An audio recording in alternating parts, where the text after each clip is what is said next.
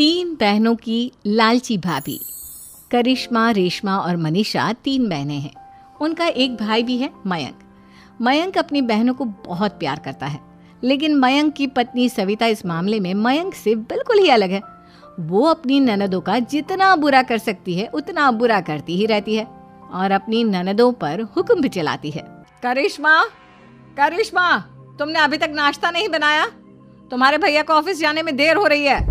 हाँ भाभी, बस अभी बनाती हूँ। करिश्मा, तुम ये ढीलापन छोड़ दो। कल को पराए घर जाना है। वहाँ अगर तुम इस तरह से काम करोगी तो लोग क्या कहेंगे कि माँ ने और भाभी ने कुछ सिखाया नहीं। और तुम्हारी दोनों बहनें कहाँ हैं? अब रेशमा मार्केट गई है और मनीषा सो रही है। क्या? सुबह के 8 बज रहे हैं और ये महारानी अभी भी सो रही है? ये कहते हुए सविता अपनी सास दुर्गा देवी के पास जाती है। माँ जी, देख रही हो अपनी बेटियों के तौर तरीके?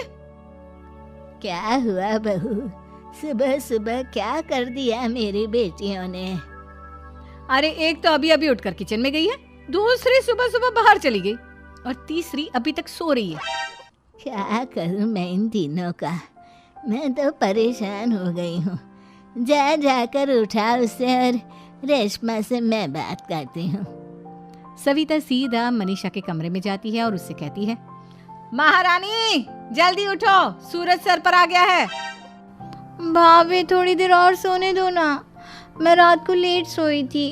वो क्या है ना, यूनिट टेस्ट चल रहे हैं। शराफत से उठती है या नहीं, या फिर पानी की भरी बाल्टी डालूं तेरे ऊपर? नहीं नहीं भाभी, मुझे बिस्तर में नहीं नहाना, उठती हूँ मैं।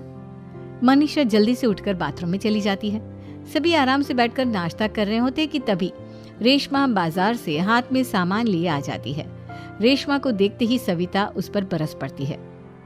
लो, आ गई महारानी।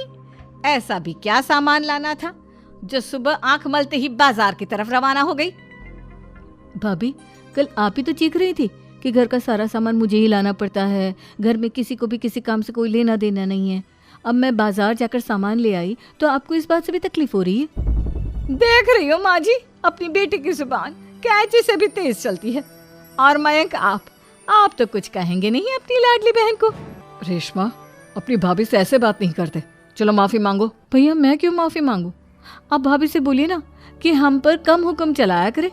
हम इस घर की बेटियां हैं और आपकी पत्नी की ननद है, नौकरानी नहीं। लो कर लो बात। इनकी भलाई के लिए कुछ भी बोलो तो इन्हें बुरा लग जाता है।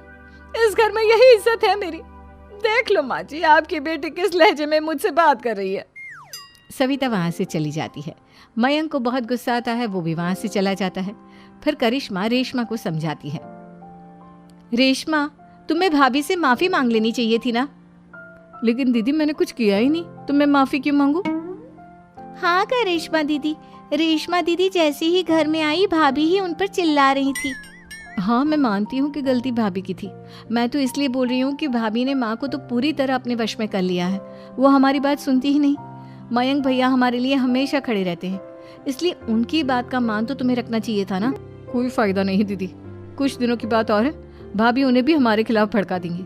फिर वो भी माँ की तरह हमारी किसी बात का विश्वास नहीं करेंगे। इसी तरह सविता अपनी तीनों ननदों को किसी न किसी बात पर परेशान करती रहती थी। एक दिन मयंक अपनी तीनों बहनों के लिए गिफ्ट लाया। करिश्मा, ये तुम्हारे लिए हार का सेट। रेशमा, तुम्हारे लिए सुंदर सी ड्रेस। और मनीषा, तुम्हें किताबें पसंद है ना, तुम्हारे लिए किताबें लाया हूँ। थैंक यू भैया। थैंक यू भैया। थैंक यू भैया। करिश्मा, तुम्हारा नेकलेस कितना सुंदर है। ये भैया कहाँ से ले आए होंगे? मैंने भैया को 3 दिन पहले फोन पर ये डिजाइन दिखाया था और आज भैया ये ले आए। सविता तो अपनी ननदों के गिफ्ट्स देखकर जल गई और करिश्मा का नेकलेस तो उसे भी बहुत पसंद आया था। अपनी बहनों के लिए कितना अच्छा नेकलेस लेकर आए हैं, मुझे कभी कोई गिफ्ट नहीं दिया। मैं आज ही ये हार चुरा लूंगी। रात में सविता करिश्मा का हार चुरा लेती है और इसी तरह उसे अपनी ननदों की जो भी चीज़ अच्छी लगती वो उसे मांगती नहीं, बल्कि रात के अंधेरे में चुरा लेती। इसी तरह दिन बीतते गए और सविता ने मयंक के दिल में भी उसकी बहनों के लिए नफरत पैदा कर दी। एक दिन मयंक ने करिश्मा और रेशमा के लिए रिश्ता देखा और ये बात उसने घर में सबको बताई। माँ, करिश्मा और रेशमा के लिए बहुत अच्छा रिश्ता आया है। वो लोग कल इन्हें देखने आ रहे हैं। आप और सविता मिलकर सारी तैयारी कर लेना।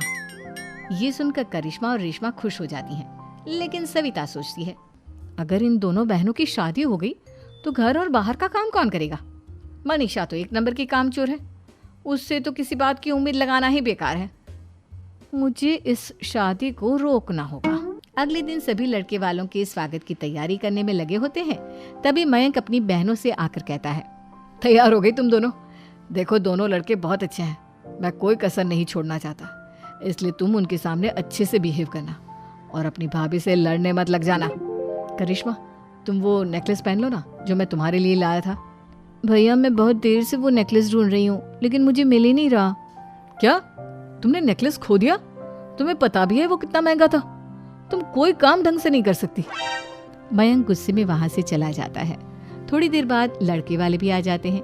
वो दोनों बहनों को पसंद कर लेते हैं और रिश्ता पक्का हो जाता है। लेकिन सविता के दिमाग में तो कुछ और ही खिचड़ी पक रही थी। वो पंडित जी के पास करिश्मा की कुंडली लेकर जाती है और उन्हें पैसे देकर करिश्मा की कुंडली बदलवा देती है। जब लड़के वालों के पास करिश्मा की कुंडली जाती है तो वो दुर्गा को फोन करते हैं। बहन जी, हमने करिश्मा की कुंडली अपने पंडित जी को दिखाई थी। आपकी बेटी की कुंडली नहीं बल्कि दोषों का पिटारा है।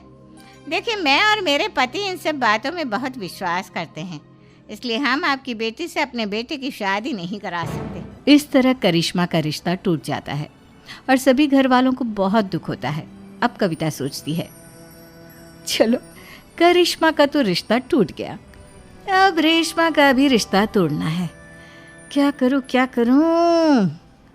अब सविता आवाज बदलकर किसी अननोन नंबर से रेशमा के होने वाले ससुराल में फोन करती है। हेलो, मैं कौन हूँ कौन नहीं ये आपके लिए जानना ज़रूरी नहीं, बस इतना सुन लो कि रेशमा का 2 साल से किसी के साथ अफेयर चल रहा है। बस रेशमा का रिश्ता तोड़वाने के लिए सविता का इतना कहना काफी था। अब रेशमा का भी रिश्ता टूट गया। मयंक और दुर्गा देवी ने रेशमा को खूब खरी खोटी सुनाई और उससे बार बार उस लड़के के बारे में पूछने लगी। आप दोनों मुझे क्यों परेशान कर रहे हो? अरे कोई लड़का होगा मेरी लाइफ में तो मैं बताऊंगी ना, जब कोई है ही नहीं तो कहाँ से लाऊं मैं कोई लड़का? तो तेरे होने वाले ससुराल वालों को फोन किसने किया था? माँ मैं नहीं जानती किसने फोन किया था, मैं सच कह रही हूँ। मैं तो पहले ही कह रही थी इसकी लगाम खींच कर रखो, लेकिन मेरी सुनता ही कौन है। आप चुप रहिए भाभी, ये सब आपका ही किया धरा है। अब तीनों बहनों को विश्वास हो जाता है कि ये सब उनकी भाभी ही कर रही है। तीनों बहनें अपनी भाभी को सबक सिखाने के लिए एक वकील कर लेती है और घर में हिस्सा मांगना। देखो भैया, माँ बाप की जायदाद में जितना बेटों का हक होता है उतना ही बेटियों का, इसलिए इस घर के 4 हिस्से होंगे और हमें अपना हिस्सा चाहिए। मैंने तुम्हारे लिए क्या क्या नहीं किया और तुम इस घर में हिस्सा मांग रही हो? भैया, आप और माँ हम बहनों की कोई बात नहीं सुनते हो और भाभी हमारी शादी नहीं होने देगी क्योंकि उन्हें लगता है कि आप हमारी शादी में ज़्यादा पैसा लगाओगे और उन्हें हम जैसी फ्री की नौकरानी कहाँ मिलेगी। तो हम भाभी के साथ तो रह नहीं सकते, हम बहनों को अपना हिस्सा चाहिए। अरे तुम्हें शर्म आनी चाहिए अपने भाभी पर ऐसा इल्जाम लगाते हुए। वो तुम्हारे बारे में कितना सोचती है। हाँ माँ, भाभी हमारे बारे में बहुत सोचती है, दिन रात बस यही सोचती रहती है कि किस तरह से अपनी तीनों ननदों को परेशान करूं और कभी मुझे पढ़ने भी नहीं देती। दोनों बहनों का रिश्ता भी तो इन्होंने ही तोड़वाया है और रात में हमारे कमरे में आकर हमारी चीजें भी चुराती हैं। इसी तरह सविता की तीनों ननदें अपनी बात पर अड़ी रही। अब कोर्ट में तारीख भी शुरू हो गई। जब सविता को लगा कि उसकी तीनों ननद इतनी आसानी से नहीं मानने वाली, तो उसने अपने पति और सास को सारी सच्चाई बता दी और अपनी तीनों ननद से माफी मांगी। मयंक और दुर्गा को भी अपनी गलती का एहसास हो गया। अब सविता खुद करिश्मा और रेशमा के लिए अच्छा रिश्ता ढूंढती है और उनकी शादी करवाती है।